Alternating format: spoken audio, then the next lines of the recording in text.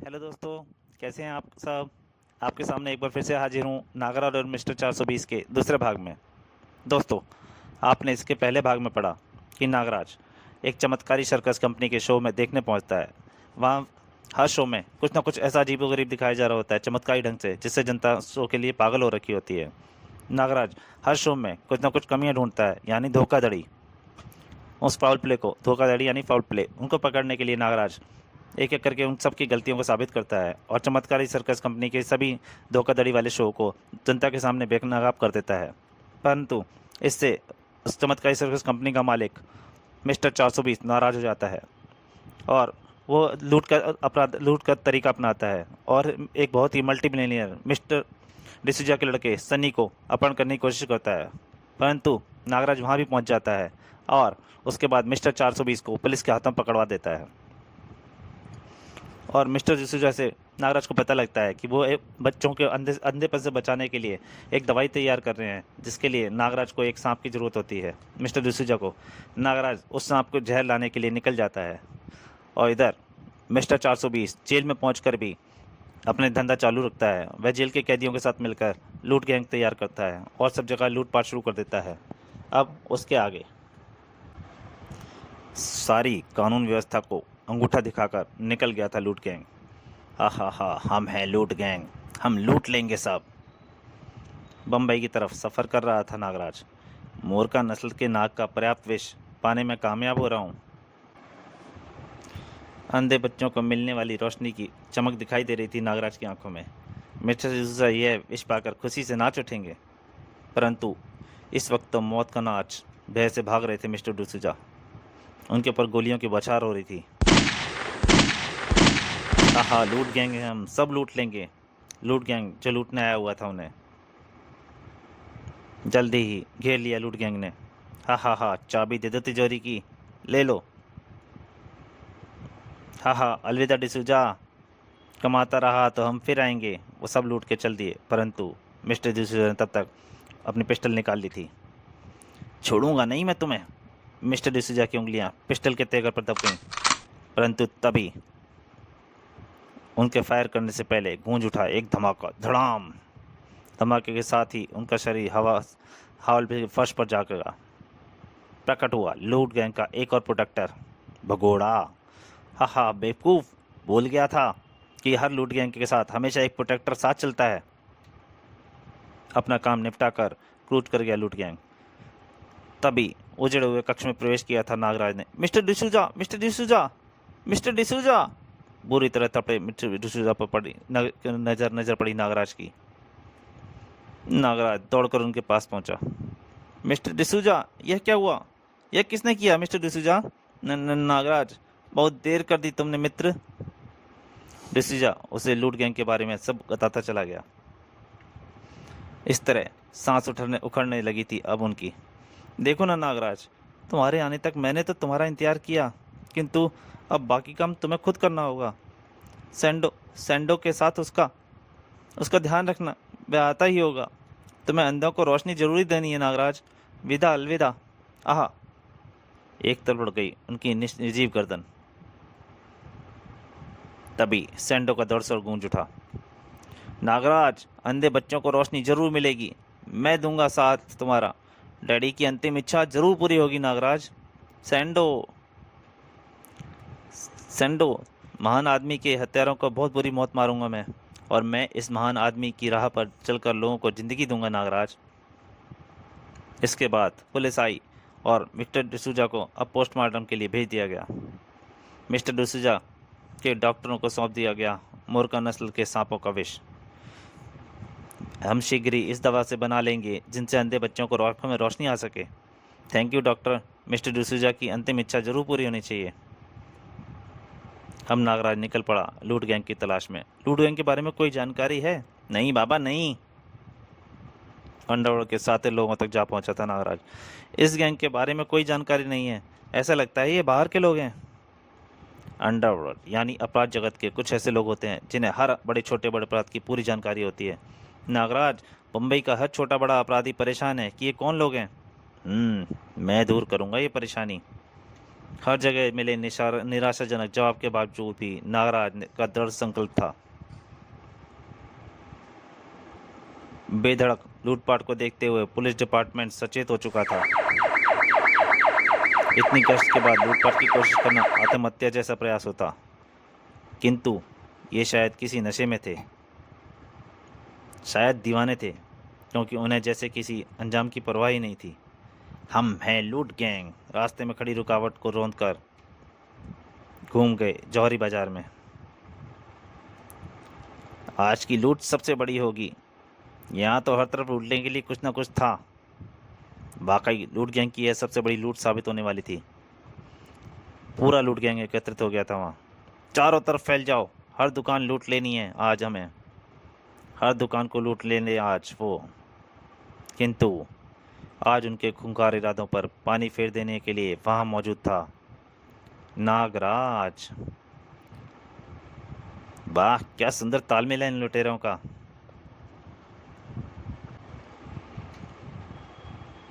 नागरश्री दौड़ पड़ी दुकान को माल लूटते लुटेरों की ओर। देखते ही देखते दोनों बंध गए नागबंधन में। हाय, ये क्या सांप! दोनों के ही जीवन का सबसे बड़ा आश्चर्य था वैसे से। नागराज आ गया एक्शन में। लुटेरे आके लूट के लिए आ गए थे तुम नागराज? लुटेरे थे 85 और वह था अकेला। आज फूटेगा भांडा लूट गैंग का। नागराज को देखकर अपराध जगत कांप उठता है, किंतु उन पर इसका कोई प्रभाव नहीं पड़ता था। हथियार फेंक दो, आज खुद को कानून के हवाले कर दो। हमारी राह में जो आएगा हम मिटा दिया जाएगा। नागराज तो उधर तो क्या इन गोलियों का असर होता। हाँ, नागराज की फुंकार ने जरूर असर किया, उनके होश मिटा दिए। लुटेरे तो बेहोश हुए, किंतु उनकी फायरिंग ने जरूर बाकी सबको सचेत कर दिया था। और पल के हजारों हिस्से में नागराज के सामने आ खड़ा हुआ था बुच्चर। लूट गैंग के साथ हंगामा पहली बार हुआ है बच्चे। उफ, यह तो बहुत तेज है। और बुच्चर तेरी चमड़ी को छील कर तुझे गलती की बड़ी भयानक सजा देगा। नागराज के शिकंजे में फंस गया था बुच्चर का हाथ। नागराज पर तेरी चाकूबाजी और जोर नहीं चलेगा शैतान। उछाल फेंका नागराज ने लूट गैंग के उस प्रोटेक्टर को। लूट गैंग को अब कोई नहीं बचा सकता। फुर्ती से खड़ा हुआ बुच्चर और एक साथ कई चाकों उछाल फेंके उसने नागराज की ओर। अब तुझे कोई नहीं बचा पाएगा नागराज। खच खच खचा घुसते चले गए सभी चाकू नागराज के जिस्म में। कोई और होता तो बेशक परलोक पहुंच चुका होता, किंतु नागराज खड़ा मुस्कुरा था, क्योंकि नागराज पर चाकुओं का असर नहीं होता। मूर्ख, क्या यह भी नहीं जानता तू? बुच्चर के आश्चर्य की सीमा न रही है दृश्य देखकर। नागराज की उस लंबी उछाल और ताकतवर किक ने उससे आश्चर्य को दोगुना कर दिया। अभी मुझे लूट गैंग को रोकना है बुच्चर, इसलिए तेरा खेल जल्दी खत्म होना जरूरी है। बेहोशी के अंधकार में डूबता चला गया बुच्चर। लुटेरों की लूट पूरी जवानी पर थी उस समय। सोना चांदी हीरा जो मिले सब घेर लो और भर लो अपने बैग में। गन मास्टर के रहते कोई आपत्ति नहीं आने वाली। किंतु तभी बढ़ चढ़ कर बोलने वाला गन मास्टर G9 के गले में आकर पड़ी एक रस्सी। हम लूट गैंग हैं, आ उफ! और उसका शरीर ऊपर खिंचता चला गया। नागराज के अत्यधिक क्रोध में सामना हुआ गन मास्टर G9 का। अपराध और अपराधियों से सख्त नफरत है मुझे। उस ताकत और घूंसे के फलस्वरूप उसका उछल पड़ा गन मास्टर G9। लूट गैंग के प्रोटेक्टर को ललकारा है तुमने, संभला वह, और नागराज पर दनादन कई फायर ठोकता चला गया। और लूट गैंग के प्रोटेक्टर की ताकत से वाकिफ नहीं है तू। मेरा कोई निशाना खाली नहीं जाता, और गन मास्टर का कोई निशान खाली गया भी नहीं। किंतु जब सामने नागराज खड़ा हो तो गोलियों को अपने असली होने पर भी शक होने लगता है। नागराज की कलाई सीधी हुई और नागानंद उड़ पड़ा नाग मास्टर की ओर। इसका पिस्टल लेकर आओ नागानंद। अगले ही पल गन मास्टर G9 निहत्था हो चुका था और तब नागराज का कहर बरस पड़ा उस पर। धूम धा धाड़। नागराज बिजली का पुतला बना हुआ था आज रात। नागराज नीचे आया और तभी लुटेरे दुकान लूट कर बाहर निकले। आज बॉस बहुत खुश होंगे, शाबाशी भी देंगे। बहुत खुश थे लूट गैंग के लुटेरे, किंतु 2 पल की खुशी साबित हुई वे। नागबंधन में जकड़े गए सभी। आज बॉस बहुत दुखी होगा और तुम्हें गालियां देगा बच्चे। तभी ये बम का धमाका, इसका मतलब यह वही शख्स है जिसने मिस्टर डिसूजा की जान ली थी बम से। नागराज की एक ने उछाल फेंका भगोड़े को। तेरा अंत समय आ गया है नीच व्यक्ति, तू ही है मिस्टर डिसूजा की हत्यारा। क्रोध के अधिकता व मार की पीड़ा से अंधे हुए भगोड़े ने बम उछाल फेंका। भगोड़े के अंदर के बारूद को सुलगा दिया है तुमने। लूट गैंग के सभी सवारियां नष्ट हो गईं। जब धमाके से गूंज शांत हुई, नागराज ने ठाकुर ने गुंजा दिया भगोड़े कान। हा हा हा, लुटेरे, सुलगे हुए बारूद, अब लूट गैंग भागेगा कैसे? नागराज, अब तू जीवित नहीं बचेगा। भगोड़े ने एक हैंडगेट का पिन खींच दिया, किंतु इससे पहले कि वह हैंडगेट को उछालता, नागराज ने नाक छोड़ दिया उसके पर। 10 सेकंड में फटेगा ना यह बम? नाग ने जकड़ लिया उसका हैंड ग्रेनेड थमा हुआ हाथ। इस बीच उछला नागराज और फट पड़ा हैंड ग्रेनेड। भगोड़े के जिस्म के चीथड़े उड़ गए। नागराज के मुंह से टकराया तभी एक हथौड़ा। होश संभालते हुए मुश्किल हो गए थे नागराज के लिए। लूट गैंग के साथ नागराज के सामने खड़ा था तोड़ू। बहुत नुकसान पहुंचा चुका तू लूट गैंग को। नागराज का दोबारा वार किया तोड़ू ने। तोड़ू का हथौड़ा अब तेरा मुंह तोड़ देगा। नागराज की लात घूमी। मुंह कौन किसका तोड़ता है अभी पता चल जाएगा। उसकी लात हथौड़े से टकराई और हथौड़ा वापस घूम गया। तोड़ू उस मार से अपने होश ना संभाल सका। धड़ाक, नागराज उछला और तोड़ू को दबोच कर उड़ चला। नागराज तो चला बेटा, अब मारो एक दूसरे को। तभी वातावरण गूंज उठा पुलिस सायरन से। पुलिस ने ज़्यादा कुछ नहीं करना पड़ा सिवाय हथकड़ियाँ लगाने के। लूट गैंग की बदनसीबी थी कि आज नागराज से टकरा गया। बोल, कौन है तुम्हारा बॉस और कहाँ है तुम लोगों का अड्डा? तपाका जेल के कैदी हैं हम। हमारा बॉस मिस्टर 420 जेल में ही है। नागराज के संबंध से बंधा वह सब कुछ बकता चला गया। तपाका जेल का जेलर ले गया नागराज को मिस्टर 420 की कोठरी के सामने। लो, मिल लो नागराज मिस्टर 420 से। अब इतने अपराध ना करने की कसम खा ली है। सारा दिन किताबों में दिमाग लगाए रहता है। हाँ ठीक है, चलो मैं अंदर जाना चाहता हूँ। जेल ने लॉकर खोल दिया। जेलर ने। नागराज अंदर प्रविष्ट हुआ। मिस्टर 420, मुझे मालूम पड़ चुका है कि तुमने इस बेईमान जेलर के साथ मिलकर जेल में क्या 420 की है। जेल चारों तरफ से पुलिस द्वारा घेरी जा चुकी है और सीबीआई का स्पेशल स्टाफ इस जेलर को और तुम्हें गिरफ्तार करने आ रहा है। जेलर और मिस्टर 420 के चेहरों पर उड़ने लगी थी हवाइयाँ। तभी सभी बैरकों के गेट खुलते चले गए और कैदियों ने अंधाधुंध फायरिंग शुरू कर दी। और भड़ाक, जमीन फाड़ के निकला पेड्रो। कैदियों के मसीहा, उनकी ज़िंदगी सुधार देने वाले मिस्टर 420 को कोई नहीं ले जा सकता। नागराज को घूंसे जड़ दिया पेड्रो ने। मिस्टर 420 के मुंह से उबल पड़ा अट्ठास।